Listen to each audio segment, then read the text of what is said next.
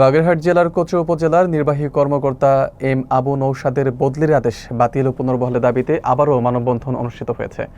শেখ রাকিবুল হাসানের তথ্যে বিস্তারিত, ক্যামেরায় ছিলেন নাজমুল সাকিব।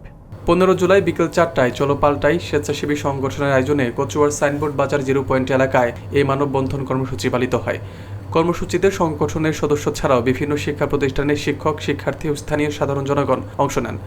মানববন্ধনে বক্তব্য রাখেন চলো পাল্টাই সংগঠনের উপদেষ্টা সুব্রত মুখার্জি, গোয়ালমাঠ রসিকলাল মাধ্যমিক বিদ্যালয়ের প্রধান শিক্ষক মিলন কুমার গুহ, গোয়ালমাঠ বালিকা বিদ্যালয়ের শিক্ষক আবুল হাশেম, শিক্ষক গোপাল দেবনাথ ও সংগঠনের সাংগঠনিক সম্পাদক শেখ মনিরুজ্জামান। বক্তারা বলেন, ইউএনও আবু নৌশাদ উপজেলার উন্নয়ন কর্মকাণ্ডে নিবেদিত প্রাণ ছিলেন। তিনি নানা মানবিক ও জনকল্যাণমুখী কার্যক্রম বাস্তবায়নের মাধ্যমে মানুষের আস্থা অর্জন করেছেন। তাই তাকে পুনর্বহাল করার জন্য সংশ্লিষ্ট কর্তৃপক্ষের কাছে জোর দাবি জানান বক্তারা।